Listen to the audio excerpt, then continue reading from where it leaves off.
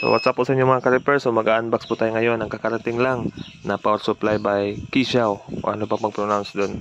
Ito is nabili ko lang for 1.8. May in-upload na ako na video nito. Bakit siya naging 1.8? So ito is siningit ko lang ha. RFH2 na RF4 yung kanyang brand. RFH2 ay yung model. Ito siya 1.8. RF4H2 hot air 1 pieces or 1 unit 1.8. So meron pa siyang yan, date is 2 days na kasi ito. Kanya lang siya nabuksan. So proceed na tayo doon sa power supply natin from Lazada. Ito is sa supplier namin ng LCD. Andun sa una kong na-upload na video kung bakit siya naging 1.8 na instead is 4,000 plus. So dito tayo. Pause lang natin ha. Ano ba?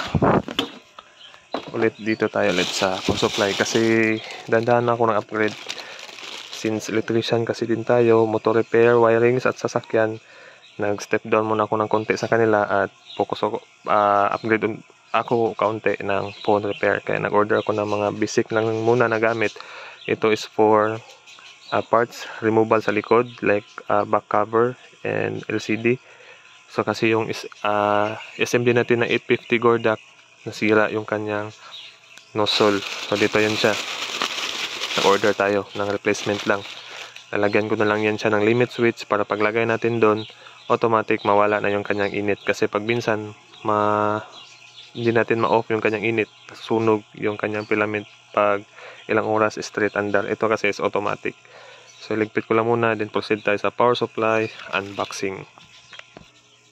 Ayan po. So unbox natin. Isa lang pala ang store nitong nozzle ng SMD Gordak natin sa Kishaw. Ano bang pag-pronounce yun?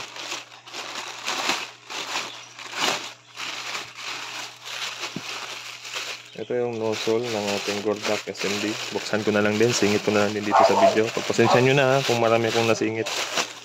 Isa lang naman sila ng purpose. Ayan, ito yung sa Gordak SMD natin. Sukatin ko lang muna.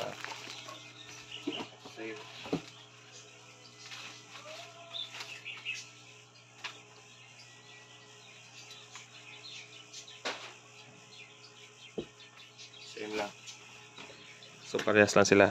So dito na tayo sa power supply.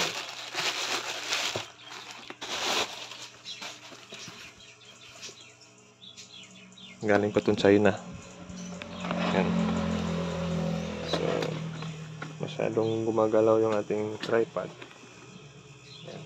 Lagyan muna natin ng sandalan.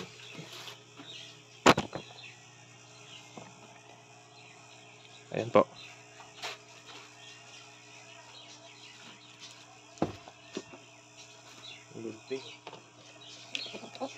Nag-home service kasi ako kahapon. Dito yung mga gamit natin na gunting.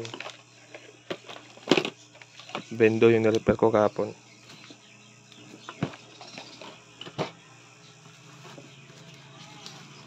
Tignan nyo dito. May flat siya. Wala kasing fragile na nakalagay.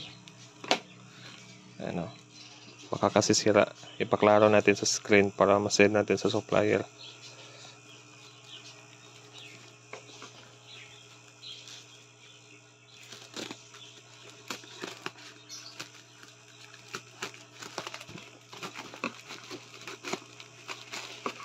Ayan.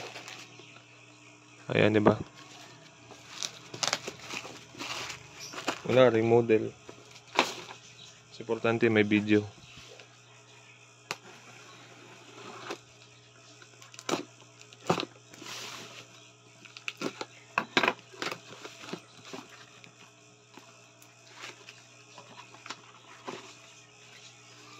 Ito siya, yung kanyang manual, product certificate, warranty card, manual ulit. Bakit? Chinese. Ito is English.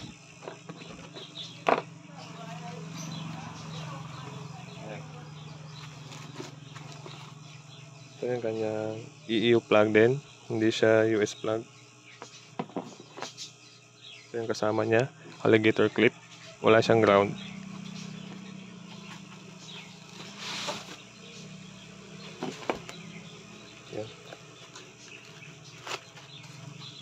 Tama, sakto. Sakto yung in-order ko na 6, hindi pala 6, 30 volts na mayroon siyang maximum of 10 amp. Sana nga umanda.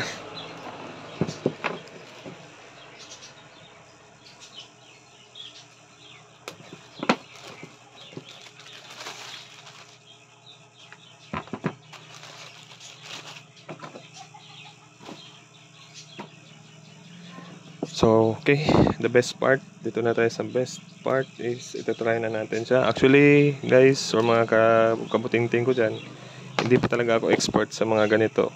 Nangangapa pa ako pero try ko na lang din. So, ito ulit yung gamit natin.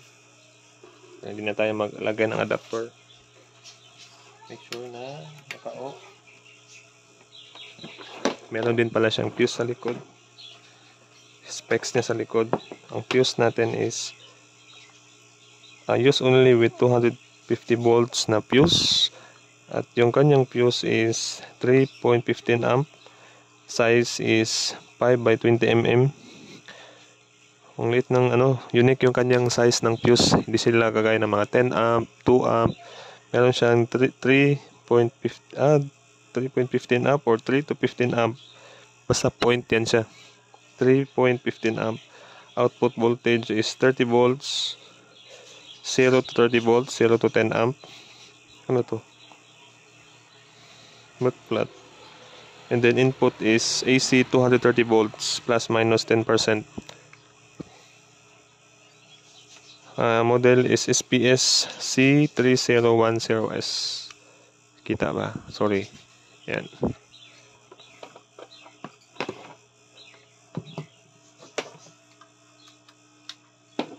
Plug na natin siya. So magta-try din tayo ngayon ng tester.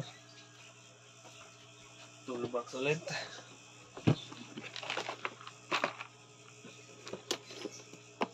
Kung accurate ba yung kanyang output. Kasi yung iba accurate yung kanya, yung iba naman sa tester magka-diferensya. Ayan. So try na natin.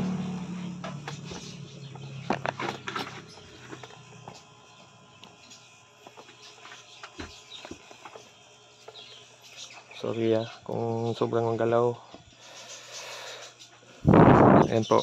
So lalagay natin yung kanyang mga prad or alligator clip. Wala nga lang siyang ground, pero dito sa kanyang box sa unit meron siyang nakalagay na ground.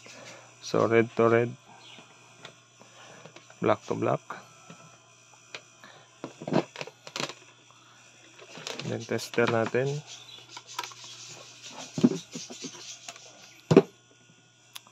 On. Yun, medyo nag-fluctuate konti yung ilaw natin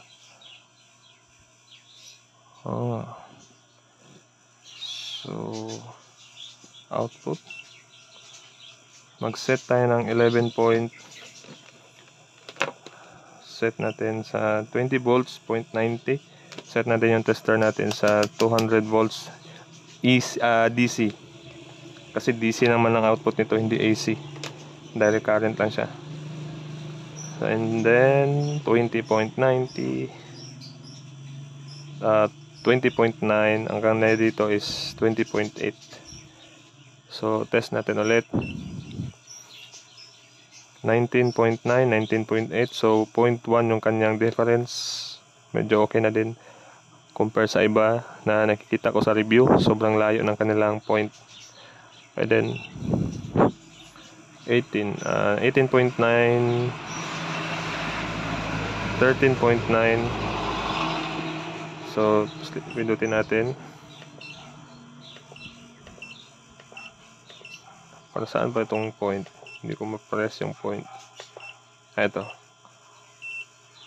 Mag-a-adjust tayo sa point ngayon. Lagyan natin sa 5. So 4 dito. Ganun siya. So output, overcurrent protection, OCP.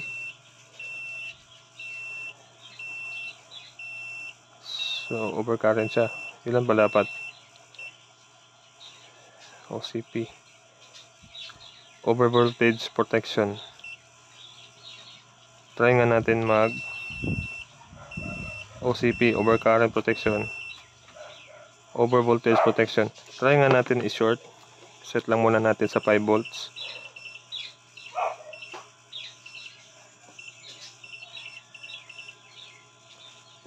Ano ba to?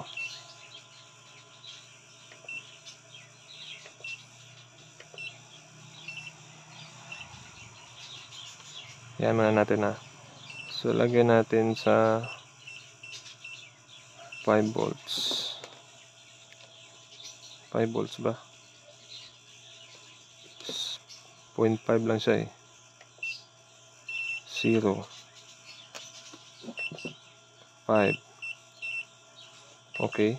5. So set na natin. Hindi siya output, sorry. Tama yung kanina. Dito dapat kasi pag 5. 0 lang natin, then 5. Ayun. 5. 4.9 siya doon. Try ba natin? Saglit. Wala. Pero pag overcurrent protection, saan ba lalabas yung ano nito? Sorry pero nangangapa pa kasi ako. Tataasan ba?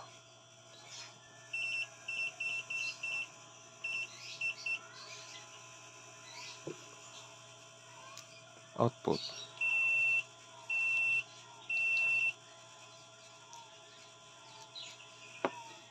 Output.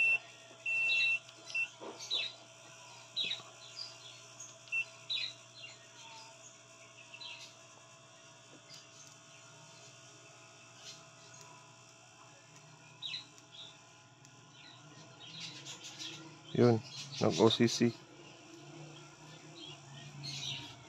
Basta yun siya guys. Sorry, babasa na lang tayo na manual, but working naman siya. Ito yung brand niya, Qixiao. At ang specs nito is OCP OBP buzzer, 10 amp na may 30 volts of maximum output. So ayun, nakita nyo naman yung kanyang output. Point lang yung difference nila. Yung iba kasi is almost 0.3 or 0.4.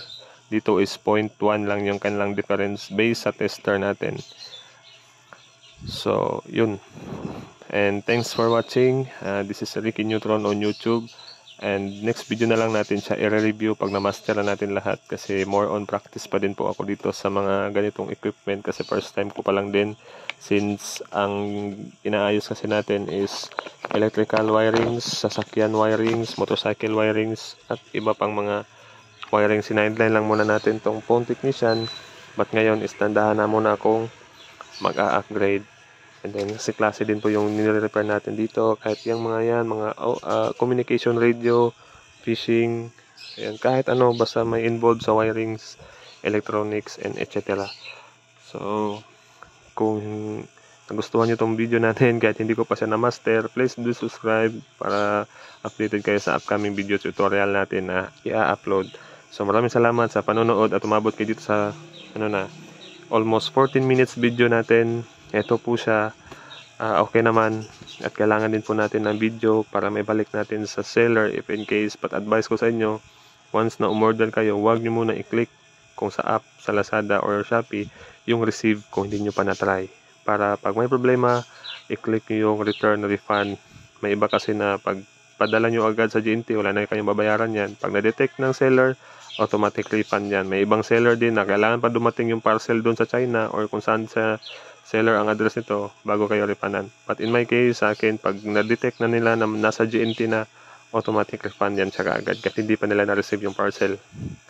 So, thanks for watching.